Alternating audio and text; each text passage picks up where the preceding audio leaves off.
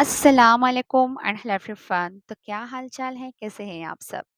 तो ये दूसरा दिन था जब मुझे पैकिंग करनी थी शिफ्टिंग के लिए। तो सबसे पहले तो सुबह मैंने चाय बनने के लिए छोड़ दी और उसके बाद यहाँ पे आ गई थी कपड़े प्रेस करने के लिए।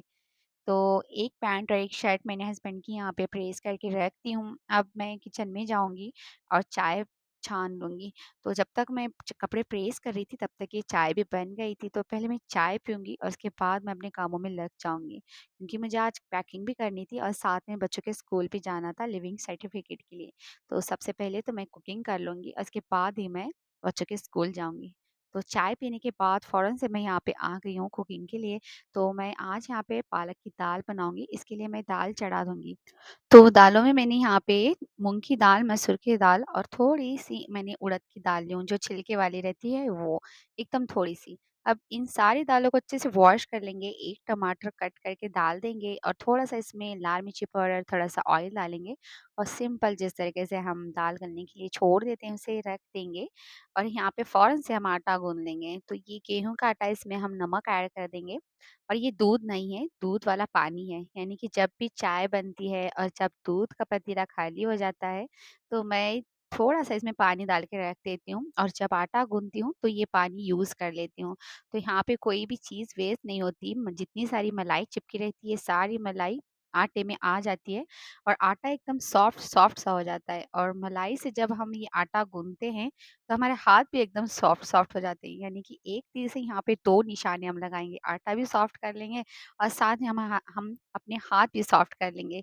तो यहाँ पे मैंने आटा गूँध के रख दी हूँ। अब जितने सारे बर्तन पड़े हैं सारे वॉश कर लेंगे क्योंकि मेड तो कोई है नहीं, तो सारे जितने काम करने हैं मुझे ही करने हैं। तो साथ में मैं ये बर्तन भी वॉश करके रख दूँगी और एक तरफ मैं यहाँ पे आके ये जो कपड़े थे, कपड़े भी वॉशिंग मशीन में डाल दूँगी।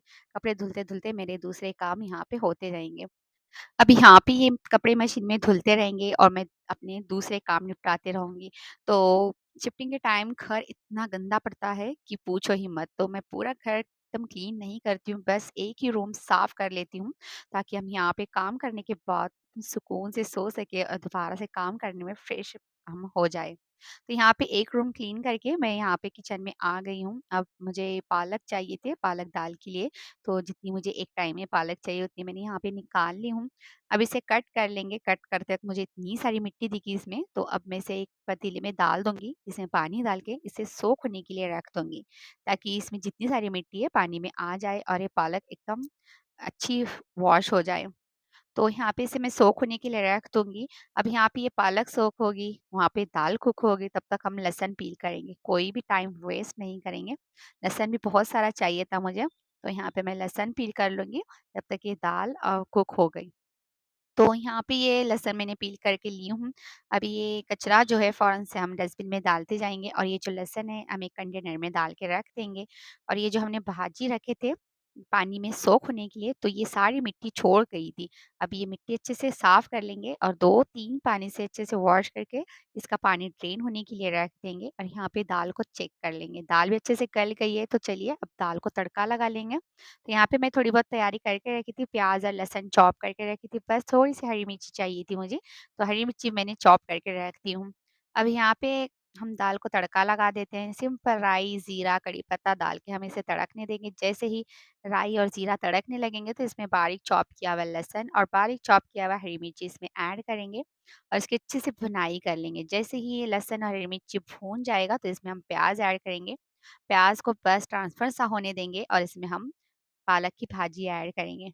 पालक जैसे ही कुक होने लगेगा तो इसमें धनिया पाउडर, थोड़ा-सा लाल मिर्ची पाउडर ऐड करेंगे और जो हमने दाल कुक करके रखे थे वो भी डाल देंगे। थोड़ा-सा गर्म पानी ऐड करेंगे, जितनी आपको थिकनेस चाहिए उस हिसाब से पानी ऐड कीजिए, नमक ऐड कीजिए और इसे ढाँप के थोड़ी देर के लिए पकने के लिए छोड़ दीजिए। अब यहाँ पे दाल कुक होगी तब तक हम यहाँ पे रोटी भी बना लेते हैं। तो ये रोटी का वाला काम भी मेरा यहाँ पे ख़त्म हो गया है, दाल भी कुक हो गई है। अभी मैं काउंटर टॉप क्लीन नहीं करूँगी, मुझे बच्चों के स्कूल जाना था तो बस इतना ही ये जो गंदा हुआ था बस उतना ही साफ करके, रोटी को अच्छे से ढाँप के मैं बच्चों के स्कूल चली जाऊँगी। लिविंग सर्टिफ़िकेट के लिए मैंने लेटर दे के आई थी, अब बस आज जाके मुझे सर्टिफ़िकेट लेके आना था तो वही काम अभी मैं निपटा लूँगी। तो जब मैं बाहर से आई तो कम से कम अभी 12:30 पौना 1 हो रहा था, तो मैं यहाँ पे ये सर्टिफ़िकेट जो थे, जो भी ज़रूरत कागज़ात थे, मैं एक फ़ाइल में डाल के इसे अपनी-अपनी जगह पर रख दूँगी, ताकि वहाँ पे जाने के बाद मुझे ढूँढने की ज़रूरत ना पड़े। अब यहाँ पे 1 डेढ़ बज रहा था और मुझे बहुत ज़ोर से भूख लगी थी, तो यहाँ पे मैं आ गई थी मटन फ्राई करने के लिए। तो मटन फ्राई करने के लिए यहाँ पे मैं एक तवे में ऑयल डालूँगी, ऑयल में थोड़ा-सा कड़ी पत्ता ऐड करूँगी, कड़ी पत्ता जैसे ही तड़कने लगेगा तो इसमें लहसुन ऐड करेंगे, लहसुन की और कड़ी पत्ते की अच्छे से भुनाई कर लेंगे। जैसे ही ये लहसुन अच्छे से भून जाएगा तो इसमें लाल मिर्ची पाउडर ऐड करेंगे और इसमें गला हुआ मटन ऐड करेंगे। ये 100% गला हुआ मटन है, तो इसे हम ज़्यादा कुक नहीं करेंगे, बस इन मसालों के साथ इसे अच्छे से भुनाई कर लेंगे। जैसे ही मटन अच्छे से भून जाएगा तो इसमें हम गोल्डन ब्राउन किया हुआ प्याज़ ऐड करेंगे, थोड़ा-सा हरा धनिया ऐड करेंगे और 2 मिनट के लिए इसे अच्छे से मिक्स कर देंगे, तो यहाँ पे एकदम चटपटी सा भुना हुआ मटन बन के तैयार है 5 मिनट में। तो जब भी मुझे शिफ्टिंग वाला काम रहता है, तो बस ऐसे ही मैं झटपट कोई चीज़ बना के खा लेती हूँ। अब चलिए इसे सर्व करते हैं, तो मैंने इसके साथ अमरस, दाल और रोटी के साथ सर्व की हूँ। अब खाना खाएँगे, उसके बाद हम काउंटर टॉप क्लीन कर लेंगे। तो काउंटर टॉप यहाँ पे बहुत सारा गंदा हो गया था, तो अभी मैं काउंटर टॉप क्लीन कर लूँगी और बर्तन जितने पड़े थे सारे वॉश कर लूँगी, ज़ोहर की नमाज़ पढ़ लूँगी और उसके बाद फ़ौरन से मैं सामान पैकिंग करने में लग जाऊँगी। तो अगर काउंटर टॉप क्लीन नहीं करेंगे, तो बहुत एकदम गंदगी मेसी सा हो जाता है।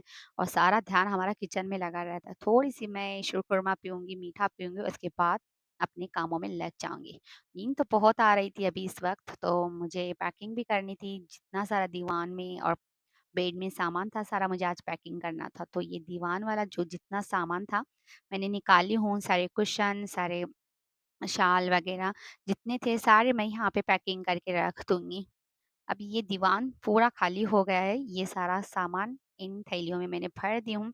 अब चलते हैं रूम में, तो यहाँ पे ये मशीन वाला काम भी मुझे निपटाना था। ऑयल की कंटेनर जो थी मेरी मशीन की, तो ऊपर से उसका ढक्कन नहीं था। अब वैसे ही रखती तो ये गिर जाती, तो मैं एक बॉटल में इस ऑयल को खाली कर दूँगी और इसके जो ऑयल और ये बॉटल है, एक साथ में ही कैरी बैग में रख दूँगी, ताकि वहाँ पे जाने के बाद मुझे कोई भी चीज़ ढूँढने की ज़रूरत ना पड़े।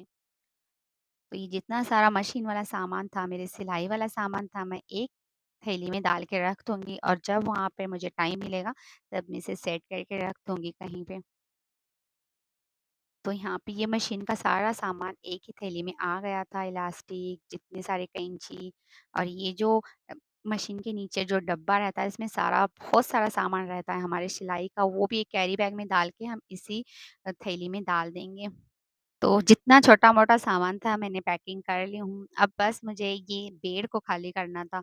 बेड में बहुत सारा सामान है, तो उसे अब मुझे खाली करना है। जितना सामान मुझे लेके जाना है उसे अलग करना है और जितना यहाँ रखना है उसे अलग करना है। तो 2 टाइप की मुझे यहाँ पे पैकिंग करनी है। अब जितना सारा सामान मुझे लेके जाना है काँच वाला, तो मैं इस तरीके के थर्माकोल के बॉक्स में सारे काँच के जार वगैरह जितना मेरा काँच का सामान है, मैं इसी थर्माकोल के बॉक्स में रख दूँगी। तो ये कोई जार है, मैं इसे यूज़ कर के रखी हूँ। जब भी मैं किचन को डीप क्लीनिंग करती हूँ, तो थोड़ा बहुत चेंज करती हूँ, तो तब मैं इस तरीके की चीज़ें यूज़ करती हूँ। और अगर बोरियत लगने लगी उस चीज़ से, तो उसे निकाल के वॉश करके बेड में रख देती हूँ। यहाँ पे सारा बेड में का सामान निकाल के मैंने भर के रखती हूँ। एकदम गंदा-सा पड़ा हुआ था रूम, तो अब मैं इसे पूरा क्लीन कर लूँगी। तो यहाँ पे ये डंबल्स थे, डंबल्स को भी मैं निकालूँगी सारा अच्छे से खोल के और उसे एक थैली में कैरी करके रख दूँगी। अब ऐसे ही रखते तो ये थैली में नहीं आता, इसीलिए मैं सारा खोल के रख दूँगी और जब हमें चाहिए तो ये थैली हम कैरी करके लेके जा सकते हैं। ये सारे डंबल्स इसी थैली में आ गए थे, अब इसे मैं रख दूँगी और मैं अभी आपको दिखा देती हूँ कितना गंदा हो जाता है शिफ्टिंग के टाइम घर की, बस पूछो ही मत। तो शाम तक मैं जितना सामान भरना है उतना सामान भर लेती हूँ और बस शाम में झाड़ू लगा लेती हूँ। दिन भर मैं झाड़ू ही नहीं लगाती, जब भी शिफ्टिंग का काम चालू रहता है। तो यहाँ पे कुछ ज्वेलरी मैं भर दूँगी, जितनी सारी ज्वेलरी है वो भी एक थैली में कैरी करके रख दूँगी। तो यहाँ पे ये जो सामान है नहीं लेके जाने वाला है ये और जो सामान लेके जाने वाला है वो मैं अलग रूम में रखी हूँ। तो अलग-अलग इसका सारा मैंने करके रखती हूँ, नहीं तो एकदम कन्फ्यूज़ हो जाता है। कोई चीज़ अगर नहीं लेके जानी हो तो वो भी आ सकती है। तो मैं सारा सामान अलग-अलग रख दी हूँ। ये सारा लेके जाने वाला सामान है, ये सारा काँच का सामान है। तो यहाँ पे अधिक पैकिंग मेरी हो गई है, अभी बहुत सारी पैकिंग बाकी है, किचन भरना बाकी है, तो सारे वीडियो मैं आपसे शेयर करती जाऊँगी, वीडियो से बने रहिए। अगर वीडियो थोड़ी-सी भी यूज़फुल लगी हो तो एक लाइक तो ज़रूर से कीजिए। मेरे चैनल पर न्यू हो तो सब्सक्राइब कीजिए और मेरे चैनल को अपने फ्रेंड्स, अपने फैमिलीज़ में शेयर ज़रूर से कीजिए। तो thank you for watching my video.